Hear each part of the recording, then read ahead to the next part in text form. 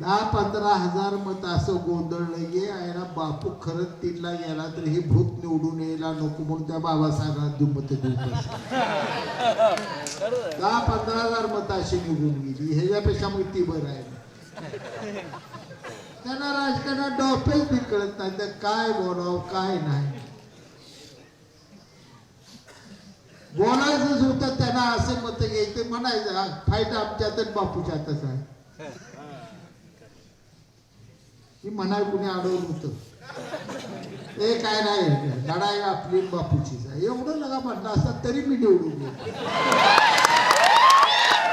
तरी आज आपल्या तालुक्यात वाटणी आपली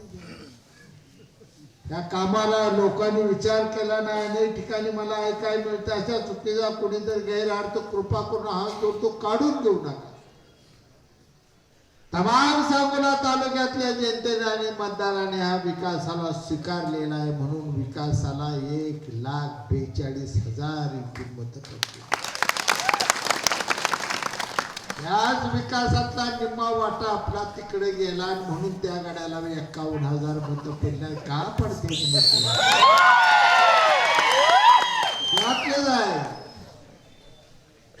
या 5,500 कोटी विकासातलीच ही वाटणी झाली दुसरी कुठली वाटणी झाली नाही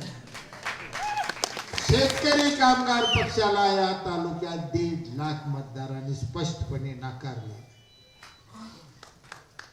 आपला पराभव झाला एका बाजूला आम्ही जाहीररित्या मान्य करतोय त्याच वेळी जे निवडून आले त्यांना सांगतो तुम्हाला आम्ही जनतेने नाकारले तुम्ही 1/16 वर आहे एकूण मतदान तुमच्या विरोधातलं 1.5 लाखाच्या वर आणि जर चुकून आम्ही दोघं एकत्र असतो तर निकाल काय झाला असता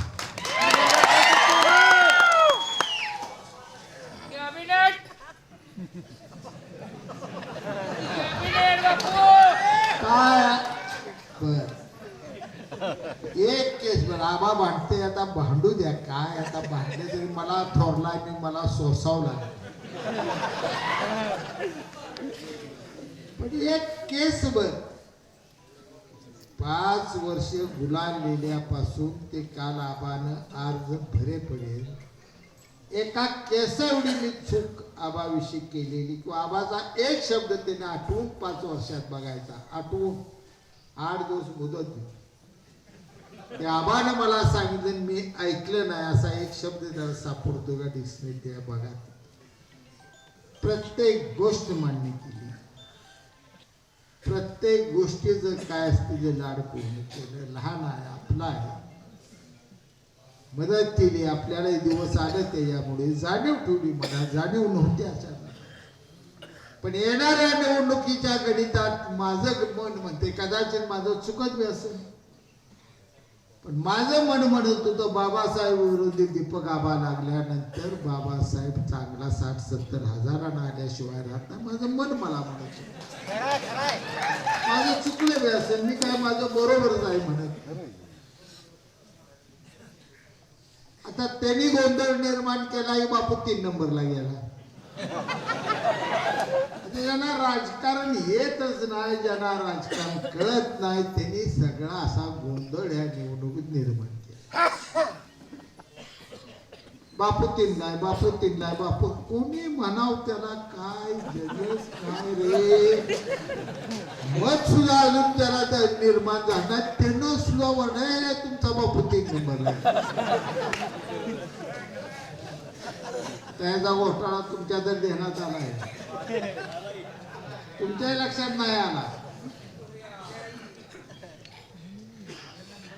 10-15 हजार मत असं गोंधळलं गे आहे बापू खरंच 3 ला गेला तर हे भूत निवडून यायला नको म्हणून त्या बाबासाहेबांना देऊ मत देऊ 10-15 हजार मत अशी निघून गेली ह्याच्यापेक्षा मग ती बरं आहे त्यांना राजकारणात डॉपेच बी कळत नाही तर काय बोलावं काय नाही बोलायचंच होतं त्यांना असं मत घ्यायचं म्हणायचं फाईट आमच्यातच बापूच्यातच आहे ही म्हणाय कुणी अडवलं होतं ते काय नाही लढाई आपली बापूचीच आहे एवढं लगा म्हटलं असतं तरी मी निवडून गेलो काढल्यावर रे देवा काय सांगू. 5 वर्ष सांभाळून अशी भुतावणी माझ्या अंगावची सुटली सगळी, त्याला काय माफ नाही. त्यांना शका पक्षी इथे या तालुक्यात ही विसरूनच गेली. त्या उभाटाला वाटले एकच या तालुक्यात राजकारणात माणूस आहे ती शहाजी बापू आहे. ती बाबासाहेब देशमुखला विसरली. राजकारण करत असताना कधी आपल्या हातून कोणता डावपेच कधी अंगावर येतो कळत नाही. कुस्तीच्या डावात श्रीकांत दादा इथे बसा. कधी कधी आपण लय तरबेज असतो, डाव मारायला जातो, पण डाव जर बोजा नांगलोटाला आपणच पडत. ती अवस्था झाली दीपकाला. हाती डाव करायला गेला, 3ऱ्या नंबरला ती गेला. आता मी काय त्याला जोशी